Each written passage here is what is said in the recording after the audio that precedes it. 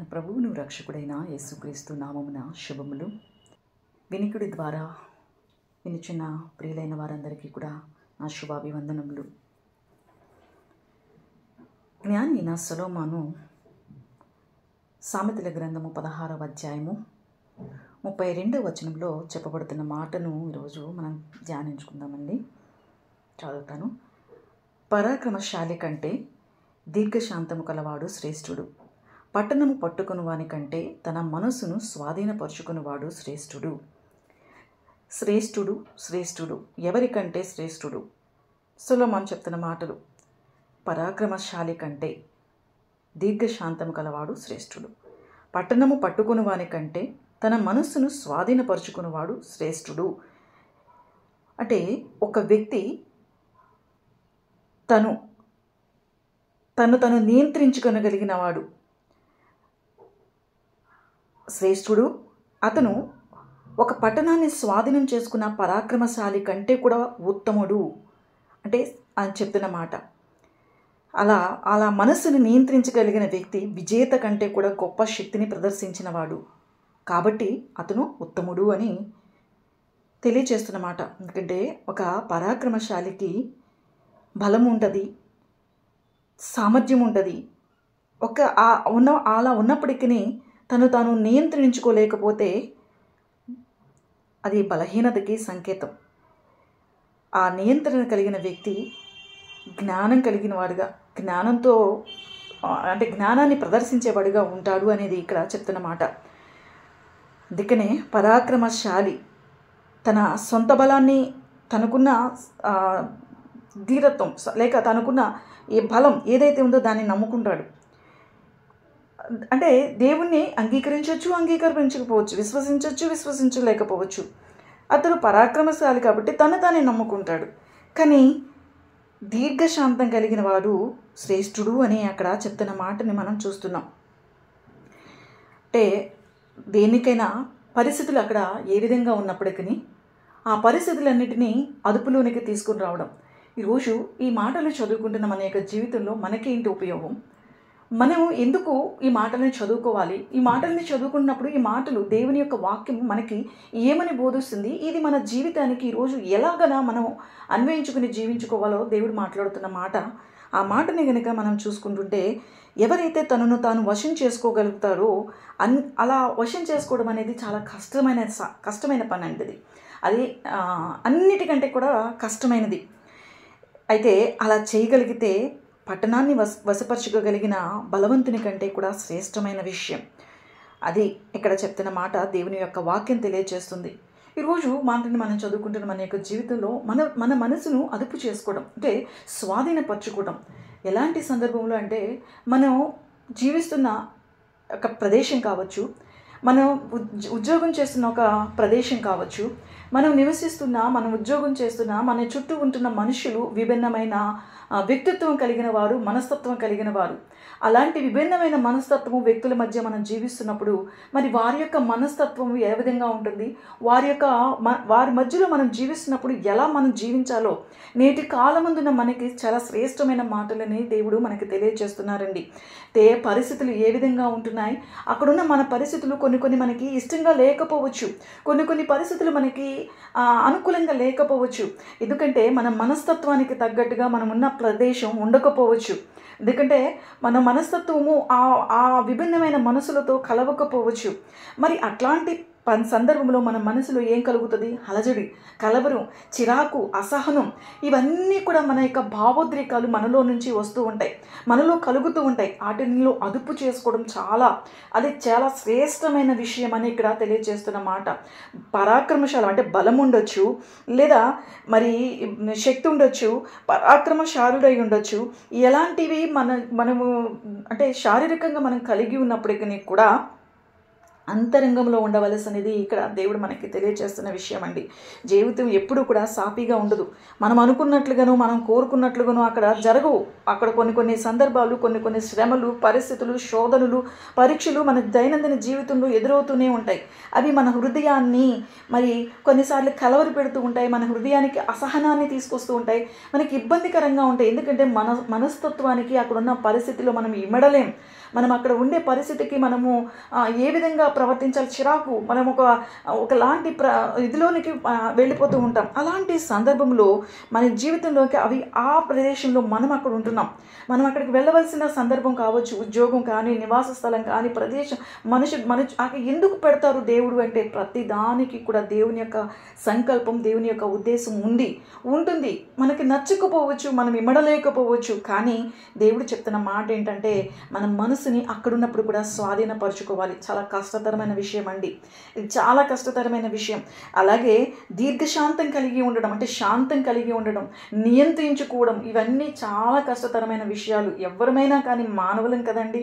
ఆ మానవులమైన మనము పరిస్థితులకు అనుకూలంగా మనము సర్దుకొని ఉండిపోయి అక్కడ ఇమిడిపోగలమా అంటే కొన్ని సందర్భాల్లో ఎంతటి ఇమిడిపోయే వాళ్ళు అయినప్పటికీ కూడా ఇమ్మడలేని పరిస్థితులు వస్తాయి.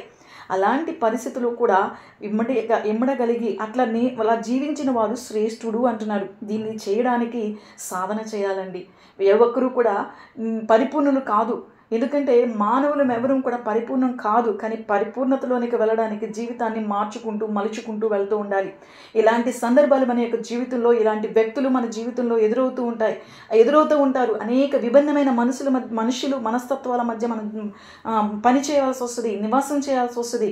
అలాంటి సందర్భంలో మనం ఏ విధంగా జీవించాలో మనకి అక్కడ నేర్పుతున్న మాటలని మనం చూసుకున్నప్పుడు అక్కడ చెప్తున్న మాటలు అయితే ఈ పరిస్థితులు మన యొక్క జీవితంలో కొన్నిసార్లు అక్కడున్న పరిస్థితులను బట్టి కృంగిపోతూ, నిరుత్సాహపడిపోతూ, దిగాలుతోనూ మనం అక్కడ ఆగిపోతూ, లేకపోతే విఫలమయ్యే పరిస్థితులు మన యొక్క జీవితంలోకి వస్తూ ఉంటాయి. కానీ ఆ పరిస్థితులని కనుక మనం నియంత్రించుకోగలిగితే మనం శ్రేష్ఠులము. ఆ పరిస్థితులని కనుక మనం మలుచుకోగలిగితే బలంగా, దృఢంగా తయారవడానికి, ఎదగడానికి అవి ఎంతగానో మనకు ఉపయోగపడతాయి. అవి మన జీవితంలోనికి అనుమతింపబడేది మనల్ని విచ్ఛిన్నం చేయడానికి కాదు అన్న సత్యాన్ని ఈరోజు దేవుడు మనకి తెలియజేస్తున్నారు. అవి ఎందుకు మనకి వస్తున్నాయి, ఆ ప్రదేశంలో మనం ఎందుకు ఉంటున్నాం, ఆ యొక్క ఇష్టం లేనప్పటికీ వాళ్ళ మధ్యలోనికి ఎందుకు మనం అక్కడికి వెళ్ళవలసిన పరిస్థితులు మనకు వస్తున్నాయంటే దేవుని యొక్క సంకల్పం ఏంటి అని అంటే మనలో దృఢత్వాన్ని కలిగించడానికి, జీవితం యొక్క అర్థాన్ని మనకి బోధించడానికి, వాటిలో మనం మలుచుకోవడానికి, మనం అక్కడ ప్రవర్తించే తీరులో అవి అంటించుకోకుండా మనం ఏ విధంగా జీవించాలో మరి ఆ యొక్క జీవిత విధానాన్ని మలచడానికి దేవుడు మనల్ని అక్కడ పెడుతూ ఉంటాడు. కొన్నిసార్లు మనకి అది అర్థం కాదు, అత్యంత కఠినమైన మార్గాలు మనం వెళ్తున్నామని మనకు అనిపిస్తూ ఉంటుంది. అలాంటి సందర్భంలో మనం ఊహించలేని అత్యంత అందమైన లేదా అంటే అది చాలా మన ఊహలకి విరుద్ధంగా మనం అక్కడున్న పరిస్థితులు ఏవైతే ఉన్నాయో వాటిని బట్టి మన జీవితాన్ని ఊహించుకుంటూ ఉంటాం. కానీ దేవుడు ఆ ప్రదేశంలో మనల్ని పెడుతూ ఆ ప్రదేశంలోనే మనల్ని ఊహించలేనంత గొప్ప స్థితిలోనికి మనం వెళ్ళాలనేది దేవుని యొక్క ఉద్దేశం. అది మనం తెలుసుకోక చిరాకు పడిపోతూ ఉంటాం, ఏంటి అని అక్కడ ఇమడలేక అసహనాన్ని మనం కలిగి ఉంటాం. కానీ దేవుని యొక్క ఉద్దేశం ఏంటి అనుకుంటున్నప్పుడు మరి వాటిలో నుండి మనం వెళుతున్నప్పుడు అవి మనకి ఏదో యాదృచ్ఛికంగా జరిగిపోయింది కాదు, అది ఒక ప్రణాళిక ప్రకారమే మన జీవితంలో, మన దైనందిన జీవితంలో జరుగుతున్నదన్న సత్యాన్ని మనం తెలుసుకోవాలి. అది అక్కడ ఒక అందమైన జీవితాన్ని మలచడానికి దేవుడు అక్కడ మనల్ని పెడుతున్నారు, అక్కడ మనల్ని పెట్టారన్న సత్యాన్ని కూడా మనం నేర్చుకోవాలని ఈరోజు మనం ఈ పాఠం ద్వారా నేర్చుకుంటున్నాం.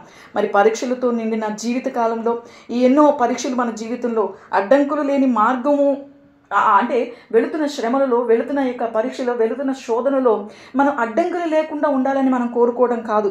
ఆ అడ్డంకులు ఉన్నప్పటికీ కూడా మనసును అదుపు చేసుకోవడం, అదుపులో పెట్టుకొని మనం వాటిలో ఆ యొక్క అక్కడున్న పరిస్థితులని ఇమడగలుగుతూ ఆ యొక్క పరిస్థితులలోనికి మనం వెళుతూ మనం ఎదగడం, దృఢత్వం మనలోకి తెచ్చుకోవడం, మరి అలాంటి దీర్ఘశాంతాన్ని మనలో నింపుకోవడం, మన మనస్సుని మనం నియంత్రించుకోగలిగిన శక్తి సామర్థ్యాన్ని మనం తెచ్చుకోవడం, దాని కొరకు ప్రయత్నం చేయడం చాలా ఉత్తమమైనది, అది మంచిది.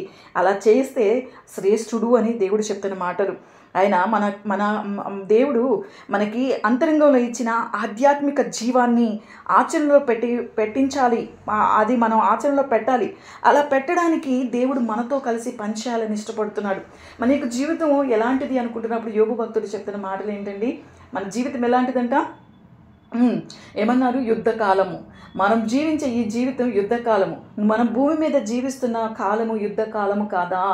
ఈ యుద్ధ కాలంలో మరి మనం కూడా పరాక్రమశాలం కంటే కూడా మరి దీర్ఘశాంతం కలిగిన వారంగా ఉండాలి. అంటే పరాక్రమశాలంగా ఉండడం ఎంత ముఖ్యమో దానితో పాటు దీర్ఘశాంతం కలిగి ఉంటే శ్రేష్ఠులం అయిపోతాం. ఇది ఈరోజు మనం నేర్చుకోవాల్సిన మాట. ఈ యుద్ధ రంగంలో జీవిస్తున్న మనము కూడా పరాక్రమశాలులు కావాలి. పరాక్రమశాలులం అవుతూ దీర్ఘశాంతం కలిగి ఉంటేనే శ్రేష్ఠులం అవుతాం. మరి సంసోను చాలా పరాక్రమశాలుడు, చాలా బలవంతుడు, కానీ ఏం చేయలేకపోయాడు అంటే తన పట్టణాన్ని పట్టుకోగలిగాడు, కానీ తన మనసుని స్వాధీనం చేసుకోలేక మరి ఒక చిన్న తప్పు మార్గంలోనికి వెళ్ళిపోవలసిన పరిస్థితి తన యొక్క జీవితంలోనికి తెచ్చుకున్నాడు. అందుకే ఈరోజు దేవుడు మనకి తెలియచేస్తున్న మాటలు, ఆయన మనతో కూడా పని చేయాలని ఇష్టపడుతున్నాడు. అయితే మనం ఆయన ఆహ్వానించుకుంటే అక్కడున్న పరిస్థితులలో ఆ యొక్క అసహనానికి గురవుతున్నప్పుడు, ఇబ్బందికి గురవుతున్నప్పుడు, మనం ఆ యొక్క జీవితంలో ఆ ఆలోచనలు మనల్ని నియంత్రించుకోలేని స్థితిలోనికి వెళ్ళిపోతున్నప్పుడు అలా నియంత్రించుకోవడానికి దేవుని మీద ఆధారపడితే ఆయన మనతో కలిసి ఉంటాడు. మనతో కలిసి పని చేయడానికి ఆయన ఎంతో ఇష్టపడుతున్నాడు అన్న సత్యాన్ని ఇక్కడ మనకి తెలియజేస్తున్నాడు. మన పని ఆయన ఎలాంటి వాడు, మనల్ని ఎందుకు ఈ లోకంలోనికి పంపించాడంటే మంచి లక్ష్యాలను మనం ఏదైతే ఉన్నాయో వాటిని సాధించుకునేందుకు మనల్ని సదుద్దేశంతో దేవుడు మనల్ని నడిపిస్తున్నాడు. మరి అలా నడుచుకుంటున్నప్పుడు దేవుడు తన స్వారూప్యంలోనికి మలుచుకోవడానికి, తన పోలికలోనికి మర్చుకోవడానికి, తన కుమారుని రూపం మనలోనికి రావడానికి, మారడానికి మరి ఆ ఏదైతే ఉందో ఆ యొక్క రాజ్యం, ఆ పరమరాజ్యంలోనికి మనం అక్కడికి వెళ్ళాలి అని అంటే ఈ లోకంలో జీవించే జీవితం చాలా చాలా ప్రాముఖ్యమైనది అనేది సత్యాన్ని దేవుడు మనకి జ్ఞాపకం చేస్తున్నారండి ఈరోజు. మరి అలాంటి శ్రేష్టమైన పనిలో మనం ఆయనతో సహకరించే వారంగా ఉండాలి కదా. అప్పుడే కదా మనం దేవుని ఎదుట నిర్దోషులంగా, నిష్కలంకంగా, నిందారహితంగా ఉండగలుగుతాం. దేవుడు కోరుకునే వారంగా, ఆయన యొక్క కుమారుని యొక్క స్వారూప్యతలోనికి మనం రాగలిగే వారంగా ఉంటాం కదా. మరి ఈరోజు మన యొక్క జీవితంలో మరి అలాంటి పరిస్థితులు మన యొక్క జీవితంలో వస్తున్నప్పుడు మనం ఏ విధంగా జీవించాలో, మనం ఏ విధంగా జీవించకూడదో మరి చూపిస్తున్నప్పుడు మరి సంసోను చాలా బలవంతుడు, చాలా పరాక్రమశాలివంతుడు, పట్టణాన్నంతటిని జయించగలిగి స్వాధీనం చేసుకున్నవాడు. కానీ ఒక్క వర్షంలో చిన్నవి మన జీవితాన్ని మరి తెలియని మలుపులు తిప్పుతాయి అనడానికి ఇక్కడ మనం చూస్తున్న సంసోను యొక్క జీవితం. కానీ అలా కాకుండా తనున్న పరిస్థితులలోనే ఆ పరిస్థితులన్నిటిని నియంత్రించుకొని నిలబడగలిగిన వ్యక్తిని కనుక మనం చూస్తే మన జీవితం ఇంకా ప్రోత్సాహకరంగా, మనం కూడా శ్రేష్ఠులంగా మారబడటానికి ఉపయోగకరంగా ఉంటుంది. మనం లేఖన భాగంలోనికి వెళ్దాం. ఒకరి యొక్క జీవిత చరిత్ర చూస్తే మరి మన జీవితంలో అన్ని సాఫీగా జాగిపోతున్నప్పుడు బాగుంటుంది. మరి మన కుటుంబమే మనల్ని ఇబ్బంది పట్టి, మన కుటుంబమే మనకి విలువ లేకుండా చేస్తే, మన కుటుంబమే మనల్ని గౌరవించకుండా నువ్వెందుకు పనికిరావు, నువ్వు వద్దు, మాకు నీ వల్ల ఉపయోగం లేదు అని వారు నిర్దేశించేస్తే ఏమైపోతాం? అలాంటి పరిస్థితుల్లో మన మనసు ఎలా ఉంటుంది? అలాంటి పరిస్థితుల్లో కూడా మనసుని నియంత్రించుకోగలగాలి. అదే ఇక్కడ ఆ శ్రేష్టమైన జీవితాన్ని గురించి చెప్తున్న మాటలండి. మరి న్యాయాధిపతుల గ్రంథము 11వ అధ్యాయంలో మనం చూస్తాము. మనందరికీ పరిచయమైన వ్యక్తి యెఫ్తా అండి. యెఫ్తా గురించి దేవుడు చెప్తున్న మాటేమి? యెఫ్తా గురించి చెప్తున్న మాటని కనుక మనం చూసుకుంటే పరాక్రమ కల బలాఢ్యుడు అని మొదటి వచనంలో మనం చూస్తున్నాం. యెఫ్తా పరాక్రమ కల బలాఢ్యుడు. మరి అలాంటి పరాక్రమ కలిగిన బలాఢ్యుడు ఏ స్థితిలోనికి వెళ్ళిపోతున్నాడు, ఏ స్థితిలో తన యొక్క జీవితం ఉంది అనే ఒక విషయాన్ని మనం చూస్తే, గిలాదు అలా మరి తన తండ్రి అయిన గిలాదు తను వివాహం చేసుకొని తన పిల్లల్ని కన్నారు. ఆ వివాహం చేసుకున్న తర్వాత పిల్లలు తన కుమారులు పెద్దవాళ్ళు అయిన తర్వాత యెఫ్తా ఎవరికి పుట్టారు అని అంటే అక్కడ చెప్తున్న మాట వేశ్య కుమారుడు అని చెప్తున్నారు. వేశ్య కుమారుడైన యెఫ్తా అంటే తన పుట్టుకకి ఏమాత్రం కూడా గౌరవం లేదు. తన పుట్టుక ఏ విధంగా ఉంది అని అంటే మరి ఆమోదయోగ్యంగా లేదు. కాబట్టి వాళ్ళందరూ కూడా మరి మాట్లాడుతున్న మాట ఏంటి అనుకుంటే, తన గిలాదు యొక్క భార్య యొక్క పిల్లలు మాట్లాడుతున్నారు, నువ్వు అన్యస్త్రీకి పుట్టినవాడు కనుక మా ఇంట్లో నీకు స్వాస్థ్యం లేదు అని, నువ్వు మా ఇంటోడివి కాదు, నువ్వు మా వాడివి కాదు, నీకు ఇక్కడ ఏ స్వాస్థ్యము కూడా లేదు అని చెప్పినప్పుడు, ఒక మనిషి యొక్క జీవితంలో అలాంటి పరిస్థితి ఎదుర్కొంటున్నప్పుడు, నువ్వు మా వాడివి కాదు, నువ్వు మాకు చెందిన వాడివి కాదు, నువ్వు మా ఇంటోడివి కాదు, మా ఆస్తికి వారసుడు కాదు, మేమేమి మీకు ఇవ్వము అంటే ఆ మానసిక స్థితి ఏ విధంగా ఉంటుందండి? ఏ విధంగా మారుతుంది? మరి అలాంటి పరిస్థితుల్లో నిజంగా నియంత్రించుకోవడం ఎంత కష్టం. పరాక్రమశాలి కలిగిన వాడు. కానీ ఈరోజు ఈ జీవిత సత్యాన్ని మనం తెలుసుకోవాలి. ఎందుకంటే మనం కూడా ఈ జీవితంలో ఎదురవుతున్నవి అందరికీ ఒకేలాగా ఉండకపోవచ్చు, అన్నీ ఒకే విధంగా ఉండకపోవచ్చు. కానీ ఎదుర్కొంటున్న సమస్య, ఈ కష్టము, బాధ ఏదో ఒక రూపంలో ఉండొచ్చు. కానీ ఎదుర్కొంటున్నప్పుడు మనం ప్రవర్తించవలసిన తీరు ఏ విధంగా ఉండాలో నేర్చుకుంటే, మరి తన కుటుంబము వద్దందండి, తన కుటుంబం అసహించుకుంది, తన కుటుంబము నీకు అసలు స్థానం లేదు, నీకు అక్కడ ఎటువంటి ఆమోదయోగ్యమైన పరిస్థితి అక్కడ తనకి లేదు, అనుకూలమైన పరిస్థితి అక్కడ లేదు. మరి అలాంటప్పుడు ఏం చేశాడు అనుకుంటున్నప్పుడు, వారు అలా మాట చెప్పినప్పుడు ఇంకా బాధ కలుగుతుంది కదా మనసుకి. ఇంటిలో నుండి, పట్టణం నుండి తరిమివేయబడ్డాడు. ఇంటి నుండి తరిమివేయబడ్డాడు, పట్టణం నుండి తరిమివేయబడ్డాడు. మరి పెద్దలు కూడా వచ్చి వారందరూ కూడా చెప్పినప్పుడు మరి అతనైతే ఏం చేశారు అనుకుంటున్నప్పుడు మనం చూస్తాము. జీవితం అనే మరి అంటే యుద్ధరంగంలో, భూమి మీద నరుల కాలం యుద్ధరంగం, మరి ఈ రంగంలో మరి ఇంకొక స్థాయికి వెళ్ళాలి కదా. మరి వారు వద్దు అంటున్నప్పుడు మరి అక్కడ ఉండడానికి లేదు. అలాంటప్పుడు ఏం చేయాలి? అలాంటి పరిస్థితులలో మరి ప్రతికూల పరిస్థితులు, అనుకూల పరిస్థితులను ఏర్పాటు చేసుకోవడంలో నిజంగా తను ప్రవర్తించిన శైలి మనం ఈరోజు నేర్చుకోవాలండి. అనుకూలమైన పరిస్థితులు ఏ ఒక్కటి కూడా అందుబాటులో లేవు యెఫ్తా జీవితంలో. మరి ఒక విషయాన్ని మనం చూసుకుంటే, మనం చూస్తున్న మన కళ్ళ ముందున్న చాలా చిన్న విషయాలే మన జీవితంలో చాలా నేర్పించే పాఠాలు. ఒక మొక్కని మనము భూమిలో పెడతాం. ఆ భూమిలో పెట్టిన మొక్కని ఏదైతే ఉందో అది ఎదగాలి అని అంటే దానికి ఏం కావాలి? దానికి కావాల్సినది ఏంటి? ఆ మొక్కని ఇంట్లో పెట్టేసుకుంటామా, లేకపోతే నీడలో పెట్టేస్తామా? కాదు. ఎక్కడ పెడతాం? దాన్ని తీసుకెళ్ళి ఆ మొక్క పెట్టే ప్లేస్ని చేసుకునే ప్లేస్ కూడా ఎక్కడ చేస్తాం? అది సూర్యరశ్మి బాగుండాలి, నీరు అంటే దానికి పుష్కలంగా నీరు అందించే విధంగా, మరి ఆ సూర్యరశ్మి అందే విధంగా ఉన్న చోట అయితే ఆ మొక్క మరి ఎదిగే విధానం ఎంత పచ్చదనంతోనో ఎదుగుతుంది. అయితే అలాంటి మంచి వాతావరణంలో పెరిగిన జీవితం అంటే మొక్క అలా ఎలాగైతే మంచి వాతావరణంలో ఎదిగిందో, పెరుగుతుందో అలాంటి జీవితాలు కొన్ని ఉన్నాయి. మంచిది, దేవుడు బహుమానంగా వారికి ఇచ్చిన జీవితాలు. కానీ అందరివి కూడా అలా ఉండకపోవచ్చు. అయితే అలాంటి వాతావరణం లేనప్పటికీ కూడా మరి ఏ విధంగా మరి మనిషి యొక్క జీవితం ఉంటుందో ఇక్కడ నేర్పిస్తున్న యెఫ్తా జీవితం అండి. మరి ఆ కుటుంబంలో తల్లిదండ్రులు కావాలి. అలాంటి తల్లిదండ్రులుగా యెఫ్తాకి లేరు. మంచి సమాజం కావాలి, మంచి సమాజం లేదు. జీవితంలో మరి మంచి ఎదుగుదల కలగాలి, అభివృద్ధి కలగాలి అని అంటే అలాంటి ప్రదేశంలో అంటే ఒక కుటుంబం ఉండాలి, ఒక మంచి సమాజం ఉండాలి, ఒక మంచి సహవాసం ఉండాలి. వాటి మధ్య మాత్రమే అలా పెరగగలుగుతారు. అలాంటి పెంపకంలో ఉంటే మాత్రమే మంచి వ్యక్తిత్వం కలిగిన వారుగా ఉంటాము అనేది నిజం. అది మరి ఎందుకంటే మనం నివసించేది ఎంతో మన మీద పడుతూ ఉంటుంది కాబట్టి అది నిజము, వాస్తవమైనదే. అయితే యెఫ్తా జీవితం అలా లేదు, భిన్నంగా ఉంది. ఆ భిన్నమైన రీతిలో యెఫ్తా జీవితం ఉంటుంది. ఇంటిలో నుండి, ఊర్లో నుండి తరిమిబడిన ఆయనకి తల్లి లేదు, పట్టించుకునేవారు లేరు, ప్రేరేపించి ప్రోత్సహించేవారు ఎవరు కూడా లేరు. అటువంటి ప్రతికూలమైన పరిస్థితులలో తన జీవితం నాశనం అయిపోతుందని భావించలేదు యెఫ్తా. తన జీవితాన్ని నాశనం చేసుకోలేదు యెఫ్తా. చిన్న ప్రతికూల పరిస్థితులలో ఇలా మనం కృంగిపోకూడదు అనేది యెఫ్తా జీవితం ద్వారా మనకి అర్థమవుతుందండి. నిజంగా మన మనసుకి మనం కోరుకునే విధంగా మనం ఉండే ప్రదేశంలో లేకపోవచ్చు, కానీ వాటిని ఎలా మలుచుకొని జీవించాలో, ఈ జీవన పయనం ఎలా కొనసాగించాలో మనకి నేర్పిస్తున్న తన యొక్క జీవితం. ఇటువంటి పరిస్థితుల్లో దేవుడు మన జీవితాలలో మరి మనకి కూడా సిద్ధం చేస్తున్నాడండి. ఆయన కార్యమైన మన జీవితంలో జరిగించాలి అని అన్నిటినీ కూడా సిద్ధం చేస్తూ ఉంటాడు.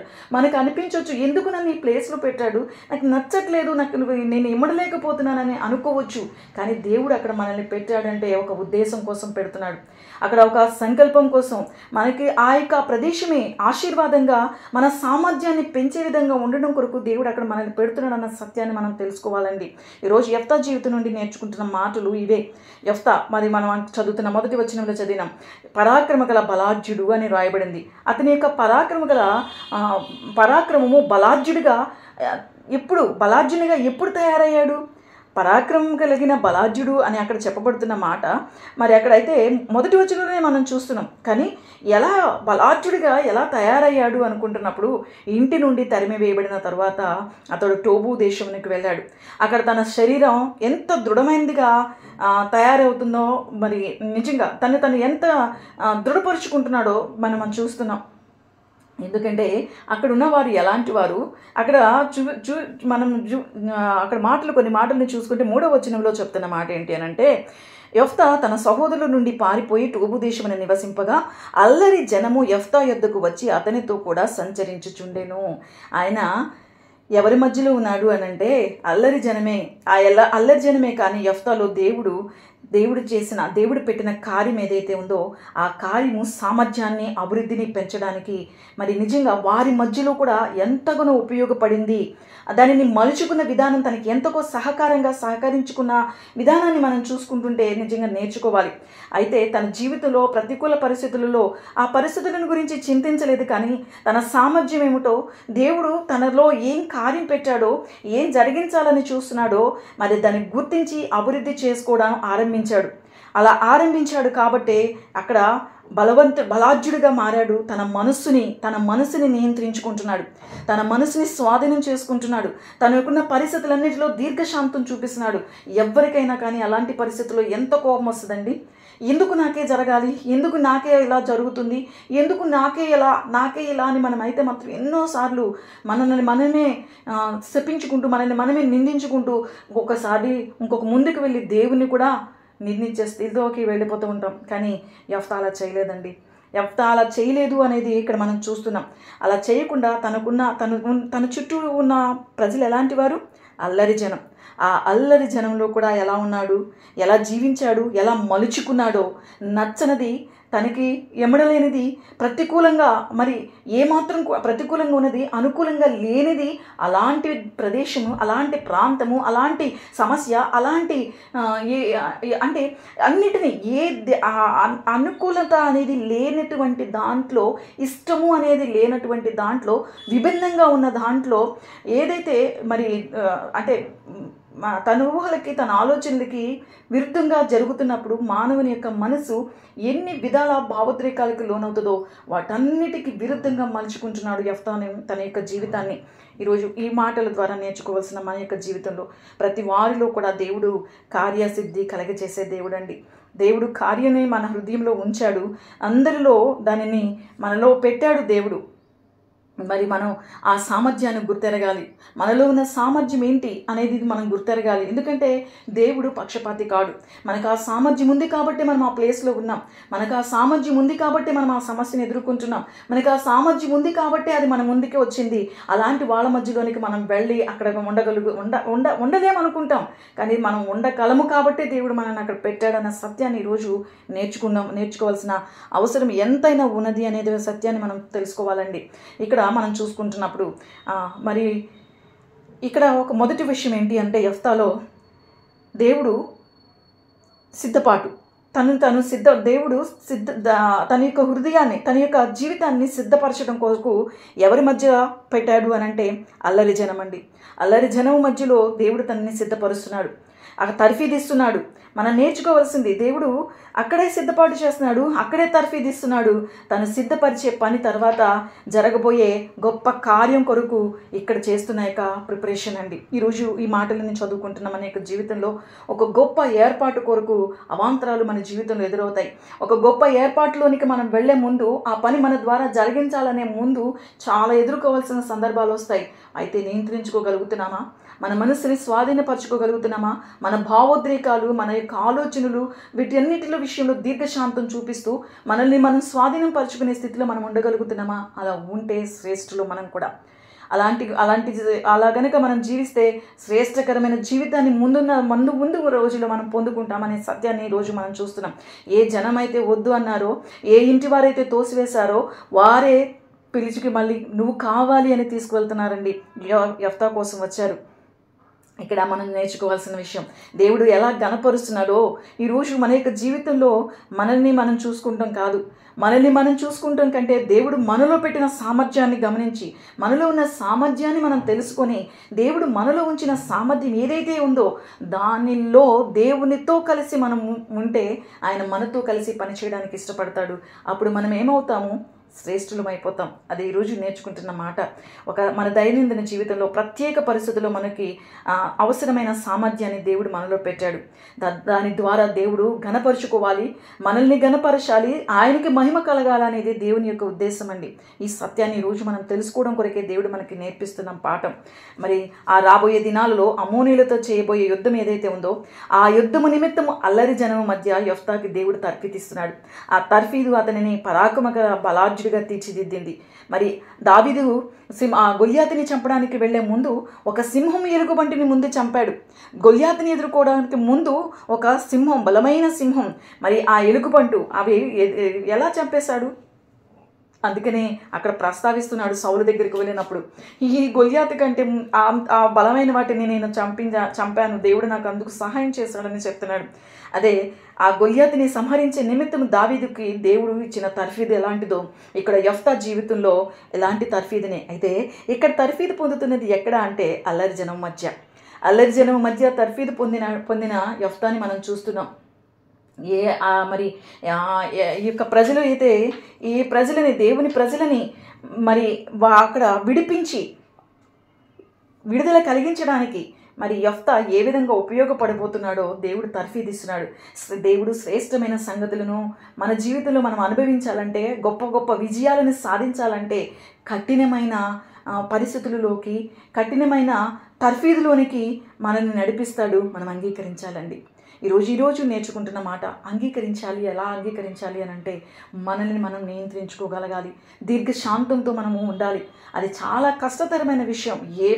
ఎవరమైనప్పటికీ కూడా అలాంటి భావోద్రేకాలు మన జీవితంలో మన మనసులో, మన హృదయాల్లో కలుగుతున్నప్పుడు జీవితంలో కొన్ని తప్పటడుగులు పడుతూ ఉంటాయి.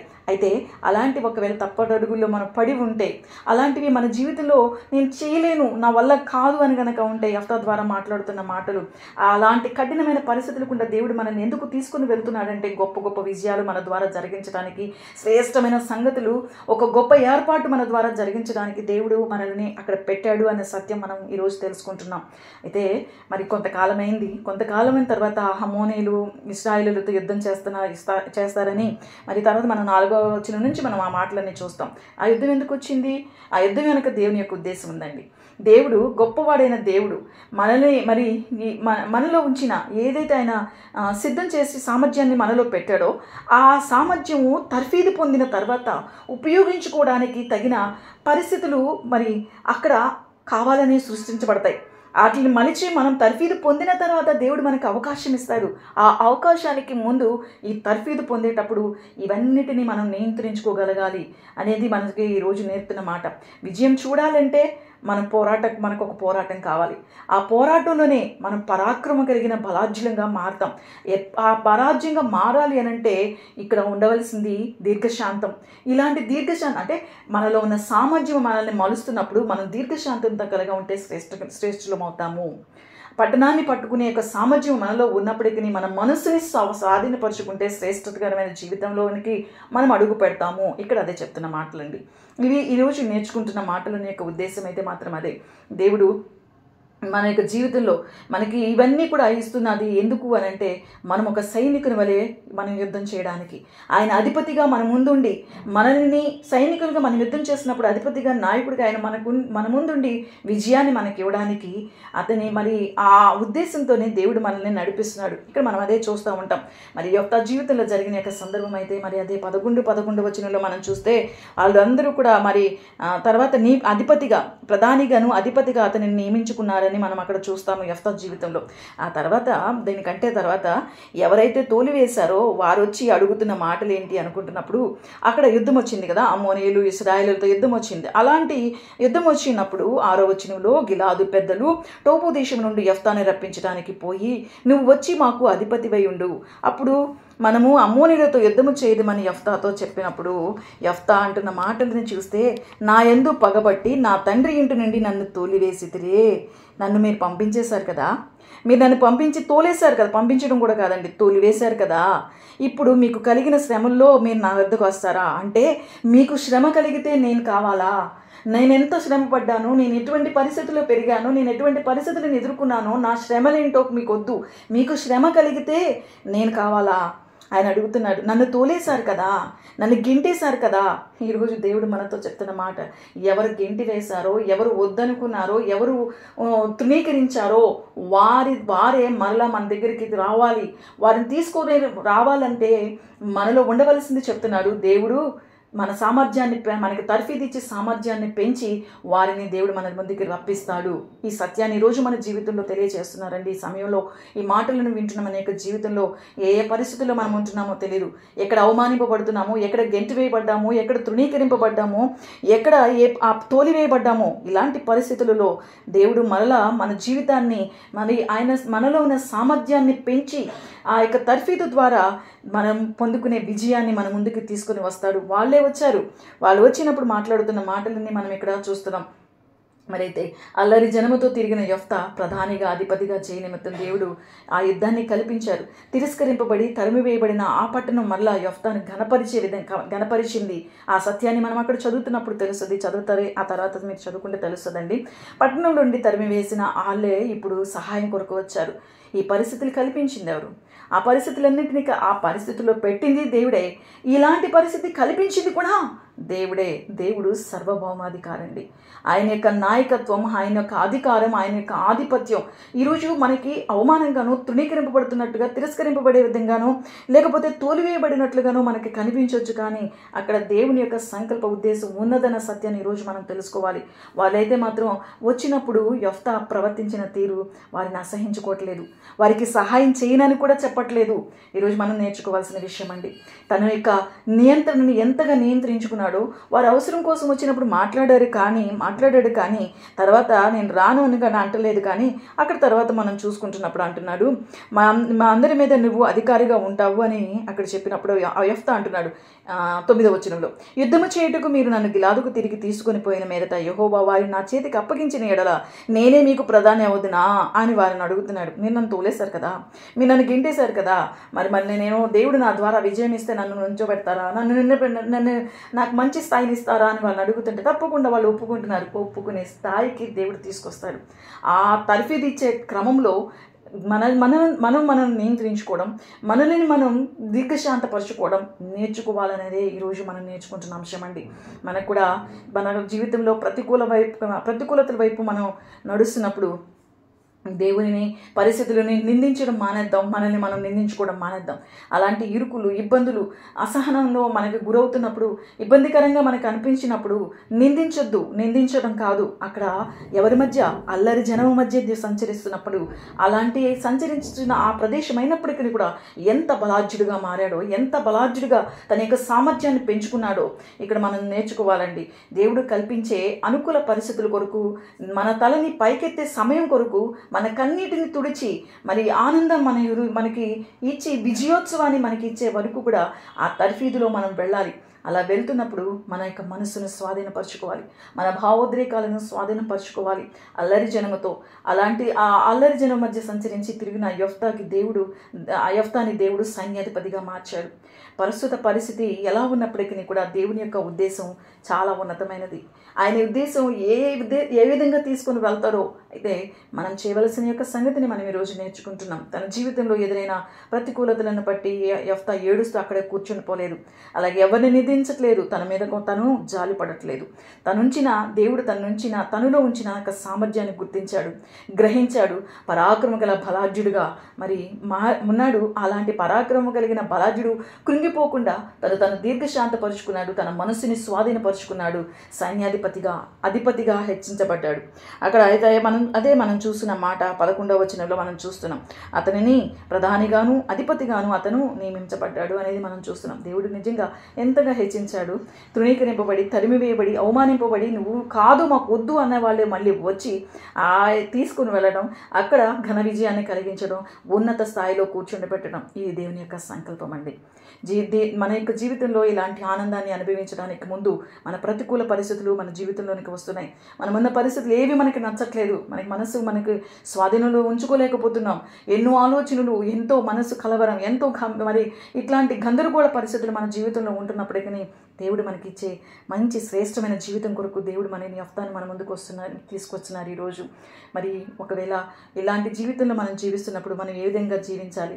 మన యొక్క జీవితం మరి మనం బాగానే ఉన్నాం కదా అనుకుంటుంటే ఓకే, మన కుటుంబం బాగుండొచ్చు, మన చుట్టూ ఉన్న వారు బాగుండొచ్చు, కానీ మనం వెళుతున్న సమాజం, మనం నివసిస్తున్న సమాజం బాగోలేదు. ఇలాంటి సమాజంలో మనం ఉంటున్నాము అనుకుంటున్నప్పుడు మరి మన ద్వారా దేవుని యొక్క దయా సంకల్పం ఏదైతే ఉందో, ఆయన యొక్క కార్యసిద్ధి మనలో చేసిన దేవుడు, సామర్థ్యాన్ని మనలో పెట్టిన దేవుడు, మన జీవితంలో మనం ఎదుర్కొంటున్న పరిస్థితులలో మనము జయం పొందాలి అనుకుంటే మనమున్నది ఎక్కడ? మనమున్నది కూడా ఎక్కడో అనుకుంటున్నప్పుడు మరి పేతురు భక్తుడు చెప్తున్న మాట ఏంటి? అపోస్తుల కార్యం 2వ అధ్యాయంలో అంటున్నారు, మూర్ఖులకు ఈ తరము వారు వర్కతరం, ఈ తరము వారికి, వంకరతనం ఉన్న వారికి, అలాంటి ఈ తరముకి వేరే అని అక్కడ మనం చదువుతాం. అలాంటి ప్రజల మధ్యలో ఆ తరము ఉంటే ఈ తరం ఎలా ఉంది? ఈ తరము కూడా అలాంటిదే ఉంది. అయితే ఎట్లాంటి తరములో ఉన్నప్పటికీ అందమైన మరి ఒక విజయవంతమైన జీవితాన్ని దేవుడు మనకి ఇవ్వడానికి ఇష్టపడుతున్నాడు. దేవుని దృష్టిలో మనలో సామర్థ్యాన్ని కలిగి ఉన్నది మరి అలాంటి సామర్థ్యము ఎంత గొప్ప, అది ఎలా మలుచుకోవాలి అనేది యెఫ్తా జీవితం ద్వారా నేర్చుకుంటున్నాం మనం కదా. ఈరోజు నేర్చుకుంటున్న మన యొక్క జీవితంలో చివరికి మాటని చదువుకొని ముగించేసుకుందామండి. మరి పౌలు గారు చెప్తున్న మాట,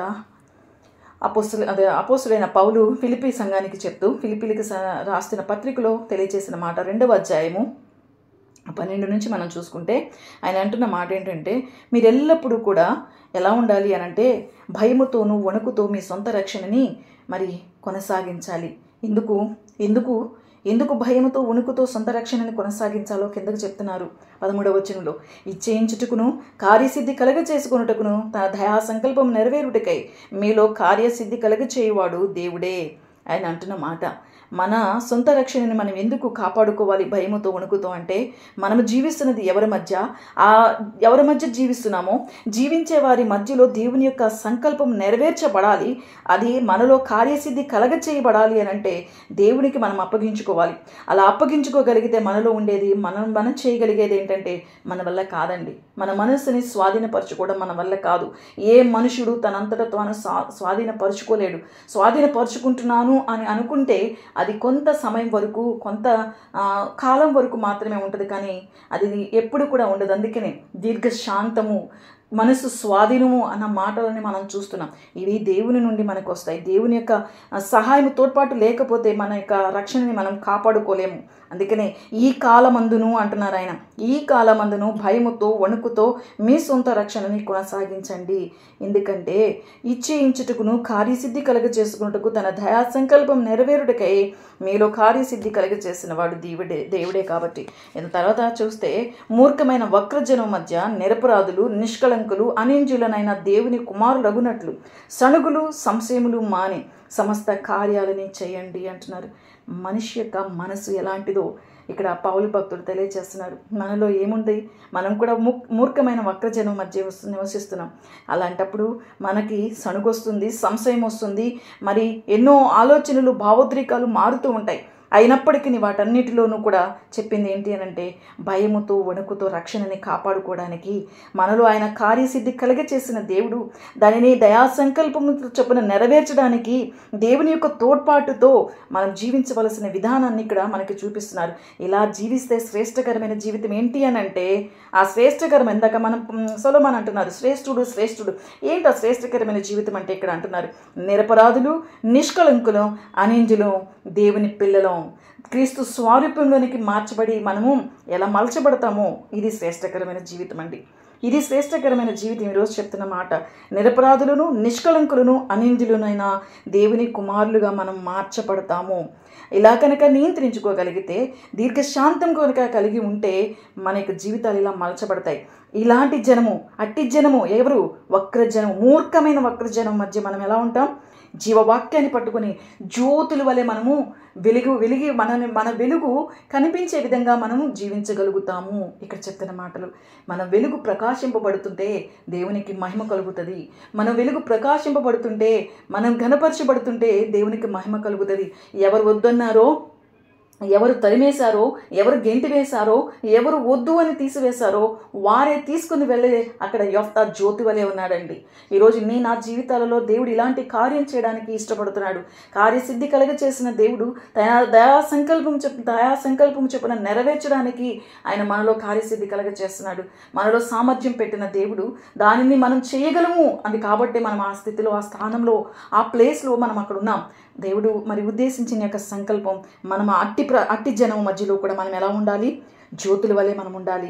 మరి మన యొక్క జీవితంలో అందుకే అంటున్నారు, నేను వ్యర్థంగా పరిగెత్తలేదు, నేను పడిన కష్టము నిష్ప్రయోజనం కాలేదు, అది ఆ దినం అతిశయ కారణం కలుగునని పౌలు భక్తుడు తెలియజేస్తున్న మాటలు మనం చదువుతున్నాం. ఈరోజు ఈ మాటలు మన యొక్క జీవితానికి ఎంతో ప్రోత్సాహాన్ని ఇస్తున్నాయండి. మన జీవితంలో మన పరిస్థితులు ఏ విధంగా ఉన్నా, ఎవరు గింటి వేసినా, ఎవరు తరిమి వేసినా, ఎవరు తృణీకరించినా, ఎవరిని నా జీవితానికి విలువివ్వకపోయినా, విలువిచ్చే దేవుడు చెప్తున్న మాట ఏంటి అని అంటే, నువ్వు విలువైన వాడువు, నీవు విలువైన దానివి, నువ్వు ఎంతగా విలువైన దానివో. అయితే అక్కడ అంటున్న మాట ప్రతి ఒక్కరికి చెప్తున్న మాట, భయముతో వణుకుతో మనం మన యొక్క రక్షణని కొనసాగిస్తూ వెళుతున్నప్పుడు దేవుడు మనలో కార్యసిద్ధి కలగ చేస్తాడు. తద్వారా ఆ వక్ర జనం మధ్య జ్యోతులుగా మనం కూడా ఉంటాం. మనం గనపరచబడుతూ దేవునిని మహిమ తెచ్చే వారంగా ఉంటాం. ఇలాంటి జీవితాలు దేవుడు మనకందరికీ దయచేయును గాక. ఆమేన్.